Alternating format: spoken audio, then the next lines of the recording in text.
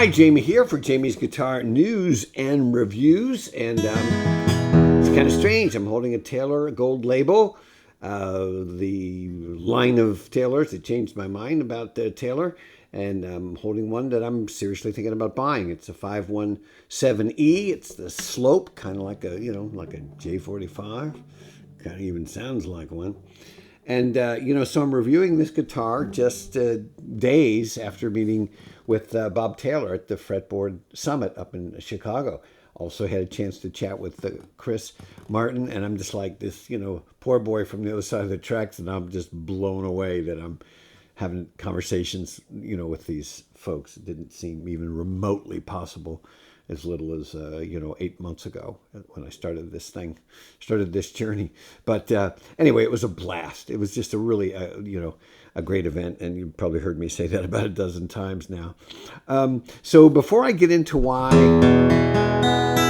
I like this guitar a lot, and tell you how I was so embarrassed in front of Bob Taylor. I mean, it's like, hero kind of, he and Chris Martin. And but anyway, I just want to let me get some specs out of the way on this guitar. And I'm just going to tell you, I'm tired, and so I'm just going to read this to you.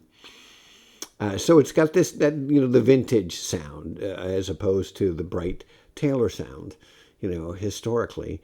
And that was a decision, essentially to go after the Martin sound and the Gibson sound. And it's interesting. Nobody likes to say that. They don't actually use the word. They'll say stuff like, what did he say to me? He said, there was a sound, of course, it was the gold label's really Andy Powers, the new CEO's, successful project. There was a certain vintage sound that we knew we could deliver to our customers, and we wanted to just add another option for our customers, which is really polite way of saying we decided to copy Martin, because maybe these people that have been moaning about the vintage sound all these years were right. And but I mean, here's this guy Bob Taylor, man. I mean, this guy brought us the grand acoustic style guitar. He developed a process of manufacturing that the consistency. Hey, I've been in guitar stores all over the place, right? And I've been going to guitar centers, acoustic rooms a lot lately. And you go in there and you don't know what you're going to get when you pick up a Gibson, and Martin too, to a certain extent, not as bad as Gibson, but when you grab a Taylor almost anywhere on the planet, you know what to expect and you get it. You may not like the super bright sound. That might not be your thing, the vintage tone, deeper bass. Maybe that's your thing, but it's consistent. And listen, I've grown to appreciate that in the last 8 months. So anyway, so it's the Grand Pacific style, and it's a solid torrefied Sitka spruce top, a solid mahogany back and sides, that dry kind of woodiness, fanned V-class bracing.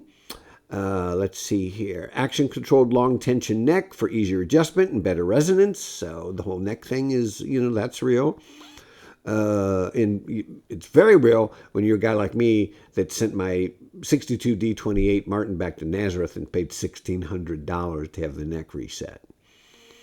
Yeah, let's see. It's got an LR bags system in it, 1 3/4 nut. It's got that slim Taylor neck feel, which is not to be underestimated when you play a lot. Let's see here. The sunburst was cool. Blah, blah, blah. And it's, it's just be honest with, each other. This is the J45 look. And those of you that follow the channel know that I've been looking to add a Gibson to my collection and came real close recently, but still it just didn't, it's... I don't know what to say. So I'm just not going to say anything, except to say that to get that sound, that J45, I'm much closer to getting this guitar, and the price point is decent. It's $3,000, but you've got a real quality of build, a consistent quality of build. I played a bunch of J45s when I was in Chicago at the Chicago music exchange. And at the end of the day, I just was like, man, just something's not doing it. And it's the playability, I think, a big part. And you'll pick one up and it's not good. I mean, not good. And it's, $5,000. And then you pick another one up and it's okay. And then, you pick one up and it's good. And that just happens to be the most expensive one. So anyway, so I go, so it's my first day and I go there. And so you have a media badge. And Taylor's got a beautiful room, and you almost get the feeling that somebody sort of tips him off and says, well, that person's got X amount of subscribers, and that's somebody you want to talk to, whatever. But it was just a real strange thing for me to be, have somebody like that, kind of a legend in the acoustic guitar world walking my way and to have a conversation. And I said, hey, I owe you an apology, Mr. Taylor, and because why? Like, why? I said, well, because I've been bad mouthing the shit out of your guitars for like decades. And he's like, the guy definitely had a sense of humor, which was refreshing as hell. Because some other guy there didn't seem to have much of a sense of humor. And I just told him, I said, I was confirmation bias. I was raised with the Martin D28 from 14, and I just, everything else was junk. Never gave it a chance. And then when I started this channel, I started really evaluating and checking it out, and found that I liked, many of the Taylors. And then when the gold label came out, I'm like, man, stick a fork in me. I'm done. I mean, this is it. This is that. So you're getting the playability of a Taylor, the action and the playability and stuff, but you're getting that tone that for many of us was missing. We didn't particularly care for the brighter side. Not that there's anything wrong with that. It's just different, right? Not necessarily better. It's different. And so this fills that niche. And there's something about the slope I like. I mean, I like the look of it, right? I really like the look of it. And but it's not a Gibson. It's a Taylor. It plays like a Taylor. But it kind of sounds like a cross between a Gibson and a Martin. I could be wrong.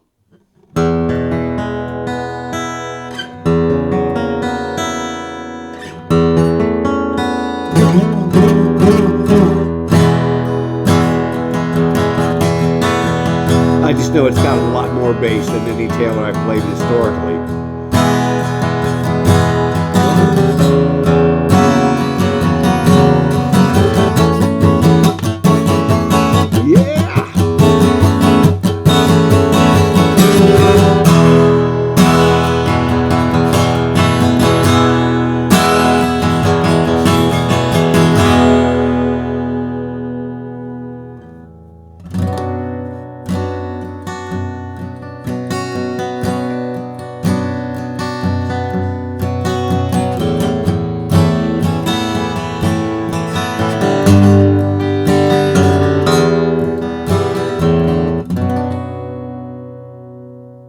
So I'm working on an original song. Apologies if you also watch the short, so you'll hear this again. And that, for me, it sounds good. A good instrument inspires you to do stuff. And so here's kind of the beginning of a version of a song I'm working on. And it just wouldn't sound good with a guitar that leaned towards brightness. It needs this bass, I think.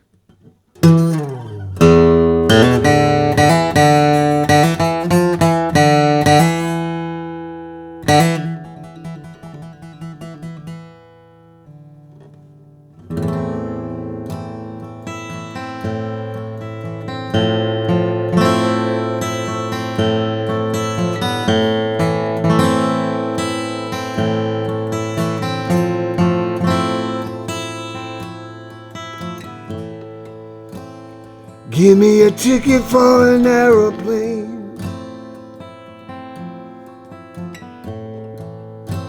I ain't got time for no fast train. Oh, my lonely days are gone now, now, now, now. I'm coming home, yeah. Yeah, my baby just wrote me a letter.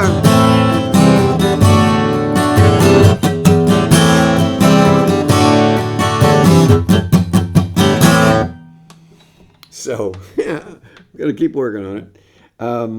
But I like the sound. It's light and it's bassy and it. Oh man, this is a good guitar. Okay, and never came anywhere near saying something like that about a Taylor. So anyway, it's a good build and it's a good sound. And congratulations, Mr. Powers. That's a man, home run. So one of the things that I have the luxury of now that I've got this larger collection is to be able for you to play that guitar and but also give you a quick rundown of some other guitar brands that have that body style. And so let me share with you a guitar that I'm really, really impressed with. It's, I love Furch. In fact, I got to say, I don't know why they weren't there at the Fretboard Summit 2026 in Chicago. But I can tell you this. If Furch had a dozen of their guitars there, and somebody went into room A for that big American maker, and room B for that other big American guitar maker, and room C for that other big American, acoustic guitar maker, and then went into room D where Furch was, there's a whole lot of people that would have walked away saying, hey, a lot of the models that I'm going to give best of show to goes to Furch. And that's just a fact. So anyway, so here is the one of their newer lines is a little blingy for them. This is the Furch Eclipse, and I think it's like from Eclipse, right? The Pink Floyd song. So that's cool. And it's this black piano finish. It's just exquisite. You can't really see it, and it's my only critique is it's a little too light, but it's got a real beautiful blue and a beautiful blue on the headstock where the F is. So so let me play that and just give you a variety of sounds. It's about the same price point.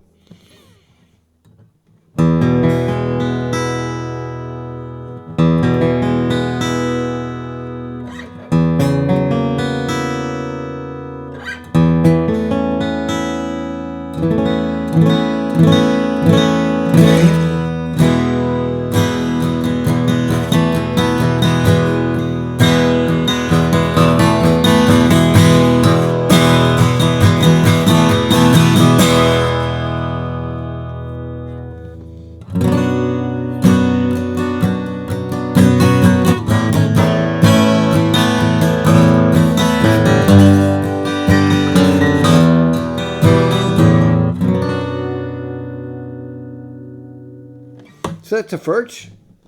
One of the reasons I'm doing this is I did kind of a quick shootout thing in my kitchen, just really kind of a last minute thing a few weeks back, and it got like more hits and likes than anything. It was incredible. So it seems like people like being able to hear like 4 or 5 different guitars and hearing how they sound differently. Getting my microphones down a little better here, got a little help with that, and so hopefully that's better. Got the Peterson strobe tuner, so everybody that made comments about my guitars being out of tune was correct, and I'm working on it. So this is the Merida Extrema. Remember the one with the back that shines through. All solids, and interesting company, coming up with some interesting guitars. This guitar's like $900, and similar size, right? Well, actually, no, it's actually a little smaller. Anyway, here's this sound.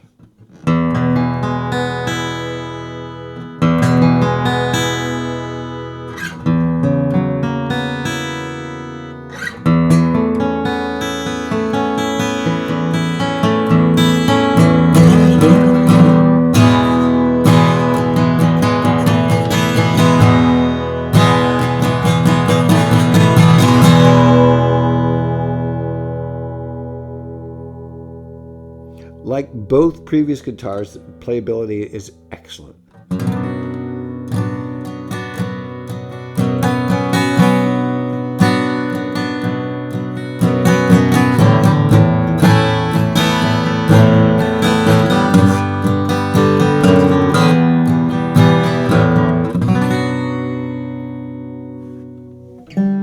sound holes here, so it's directing it to my ear, so I'm hearing it a little bit louder. So hopefully I'm still, being objective about it. And so then, last but not least, just for giggles, let me play for you this $479 Firefly from Guitar Garden that was kind of a superstar in that realm. It's the GF41, I think, and it's constantly sold out. And P.S., I sent a whole bunch of Firefly acoustics back. I just didn't, I don't care if they're just only $300, $400. They just weren't. I didn't think they were good guitars, to tell you the truth. But this thing is definitely a unicorn. So I'd like to know what you think of the sound of this $470 some odd guitar versus the other. Sitka spruce top, rosewood back and sides. And anyway, here's what this one sounds like.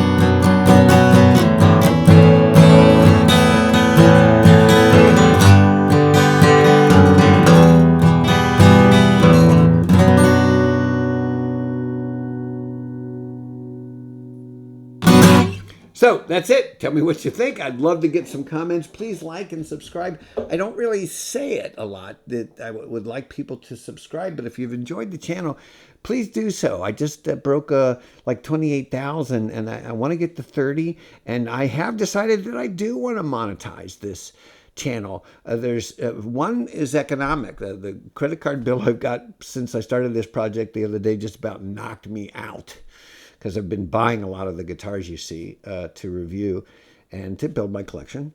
And the other thing is, I'm just going to be honest with you. I'm now getting approached because of the numbers by companies that want to send me gear for review and guitars for review. Kloss, the carbon fiber people, are sending me stuff. And I'm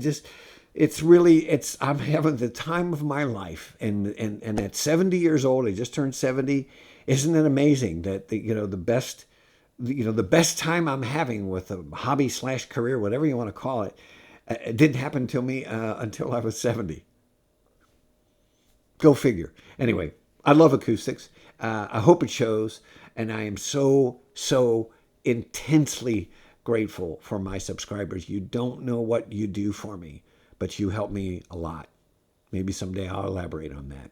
Either way, love to hear what you like of the sound of these different guitars. Big tip of the hat to Bob Taylor and Andy Powers. The Taylor Gold Label series is an absolute unequivocal home run. Ciao.